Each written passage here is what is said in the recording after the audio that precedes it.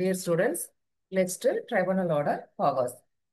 So அந்த தீர்ப்பாயத்தோட powers என்ன அப்படின்னு பார்க்கும்போதுல ஒரு கிரெடிட்டார் இல்ல கிரெடிட்டார்ஸ் கான்ட்ரிபியூட்டர் இல்ல கான்ட்ரிபியூட்டர்ஸ் சென்ட்ரல் கவர்மெண்ட் ரெஜிஸ்ட்ரார் தென் ஜாயிண்ட் பெட்டிஷன் இவங்க எல்லாமே என்ன செய்யறாங்க அப்படின்னு பார்க்கும்போதுல அந்த தீர்ப்பாயத்துக்கு பெட்டிஷன் கொடுக்குறாங்க கம்பெனியா வைண்ட் அப் பண்ணுங்க.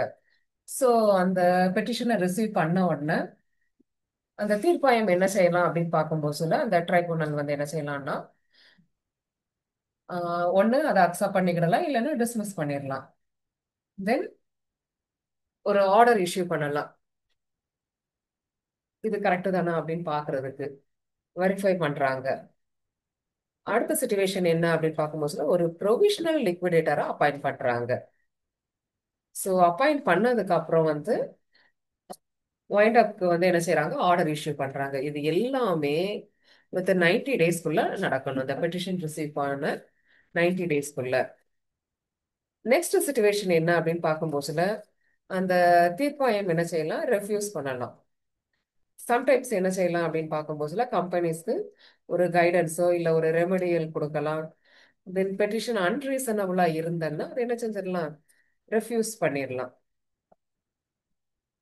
அடுத்தது அஃபிஷியல் லிக்விடேட்டர்ஸ். ஸோ இந்த ஆர்டர் இஷ்யூ பண்றாங்களா, ஆர்டர் இஷ்யூ பண்ண உடனேயே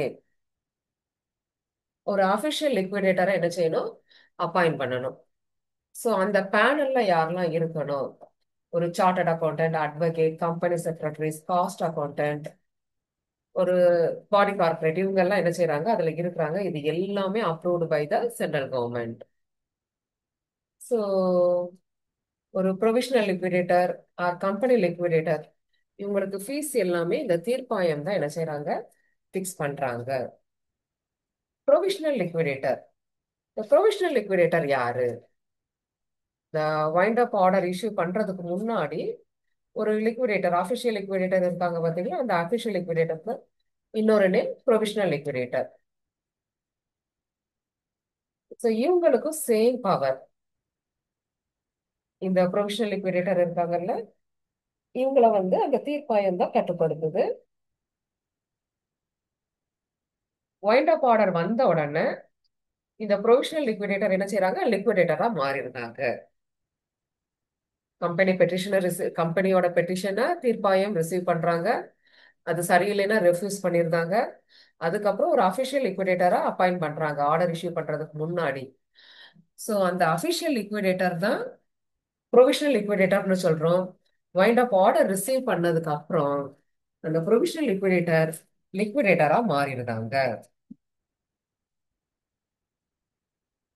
நெக்ஸ்ட் வந்து ஒரு அட்வைசரி கமிட்டியை என்ன செய்யறாங்க, ஃப்ரேம் பண்றாங்க. ஒரு அட்வைசரி கமிட்டி என்ன செய்யறாங்க, கம்பெனி லிக்விடேட்டருக்கு ஒரு அட்வைஸ் கொடுக்கறாங்க. கம்பெனி லிக்விடேட்டருக்கு அட்வைஸ் கொடுக்கறதா இந்த அட்வைசரி கமிட்டி. இதுல வந்து ஒரு 12 மெம்பர்ஸ் இருக்கிறாங்க, கிரெடிட்டார் கான்ட்ரிபியூட்டர்ஸும் இருக்கிறாங்க. ஸோ இந்த அட்வைசரி கமிட்டி 30 டேஸ், ஆர்டர் வந்த 30 டேஸ்ல இதை என்ன செஞ்சிருக்கணும், இவங்க ஃப்ரேம் பண்ணியிருக்கணும். இந்த அட்வைசரி கமிட்டி என்ன செய்யறாங்க, books of records, assets, properties இது எல்லாமே என்ன செய்யறாங்க, தரவு பண்றாங்க. கம்பெனி லிக்விடேட்டர் இவங்க வந்து இந்த அட்வைசரி கமிட்டிக்கு சேர்மனா இருக்கிறாங்க.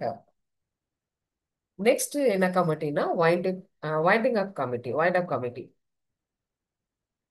கம்பெனி லிக்விடேட்டர் இந்த வைண்ட் அப் கம்பெனிய 3 weeks, wind up order receive பண்ண 3 வீக்ஸ்ல இந்த கமிட்டியை என்ன செய்யணும், ஃப்ரேம் பண்ணியிருக்கணும். என்னென்ன அசட்ஸ் இருக்குது, எவ்வளோ அசட்ஸை நம்ம எடுக்க போறோம், எவ்வளோ சேல் பண்ண போறோம், அதோட ஸ்டேட்மெண்ட் ஆஃப் அஃபேர்ஸ். ஸோ எந்த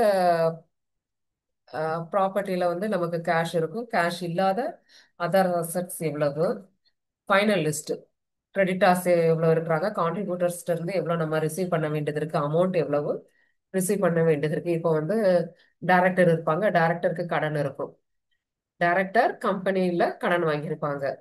அப்போ அந்த டைரக்டர் என்ன செய்யணும், கடனை திரும்ப செலுத்தணும். ஸோ இந்த சுச்சுவேஷன்ல டைரக்டர் யாரு கான்ட்ரிபியூட்டரா இருக்கிறாங்க. தென் எந்த இடத்துல காம்ப்ரமைஸ் ஆகலாம், எவ்வளவு டிவிடெண்ட் நம்ம பே பண்ணலாம், நம்ம எதுவும் கிளைம் பண்ண வேண்டியது இருக்கா, இந்த டீட்டெயில் எல்லாமே அந்த தீர்ப்பாயத்துக்கு டைம் டு டைம் வீக்லி ஒன்ஸோ 15 days ஒன்ஸோ அவங்க என்ன செய்யணும், ரிப்போர்ட் கொடுத்துக்கிட்டே இருக்கணும். இந்த வைண்ட் அப் கமிட்டில அஃபிஷியல் லிக்விடேட்டர், ஒரு நாமினி இருக்கிறாங்க, நாமினி ஆஃப் செக்யூர்டு கிரெடிட்டார்ஸ். இது எல்லாமே அந்த தீர்ப்பாயம் ஒரு நாமினேட் பண்றாங்க. கம்பெனி லிக்விடேட்டர் இவங்க தான் என்ன செய்றாங்க, ஃபைனல் ரிப்போர்ட்டை ப்ரிப்பேர் பண்ணிட்டு இந்த வைண்ட் அப் கமிட்டிட்ட அப்ரூவல் வாங்குறாங்க. ஆஃப்டர்வர்ட்ஸ் இந்த ஃபைனல் ரிப்போர்ட் வந்து கமிட்டி, நமக்கு வந்து advisory committee, wind up committee இருக்கு பாத்தீங்களா, இந்த கமிட்டிட்ட அப்ரூவல் வாங்கினதுக்கு அப்புறம் தான் அந்த ட்ரிபியூனல்ல வந்து என்ன செய்யணும், அவங்க சப்மிட் பண்ணணும். இந்த ட்ரிபியூனல் ஸ்பெல்லிங் லாஸ்ட் இடத்துல தப்பா இருக்குதுப்போ அதை கரெக்ட் பண்ணிக்கோங்க. தேங்க்யூமா.